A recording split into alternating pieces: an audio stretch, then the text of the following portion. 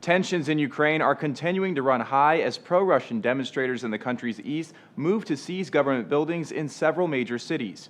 The latest bout of unrest began in the industrial city Donetsk early Sunday. Thousands gathered for a rally at the city's Lenin Square to demand the release of two riot police officers arrested on suspicion of manslaughter during February's protests in the capital Kiev. Protesters also voiced their opposition to the removal of former President Viktor Yanukovych. The rally soon grew restless as some 200 demonstrators broke away from the main crowd and marched on a regional government building. Police attempted to stop the demonstrators, but after some scuffles, the protesters were able to storm the building and raise the Russian flag. The BBC reports those protesters now declare the city a People's Republic and are calling for a referendum on secession from Ukraine by May 11th. Further east in the city of Luhansk, similar demonstrations were taking place. Pro-Moscow sympathizers there clashed with police outside a security service building.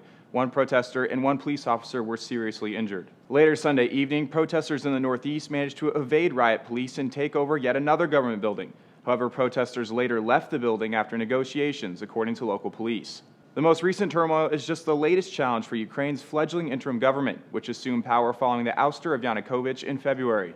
According to Fox News, the new government in Kiev accuses Moscow of provoking unrest so as to destabilize the situation and seize the country's territory. Moscow has made multiple promises to intervene in the Ukrainian crisis for, quote, humanitarian reasons, and in order to protect Russian speakers in Ukraine's east and south from what it calls Ukrainian nationalists. Russia made good on its warning last month when it moved troops into Ukraine's Crimean Peninsula shortly before the region held a referendum to abandon Kiev in favor of Moscow.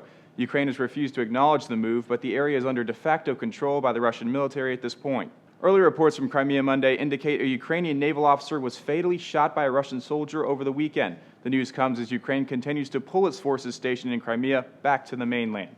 For Newsy, I'm John O'Connor.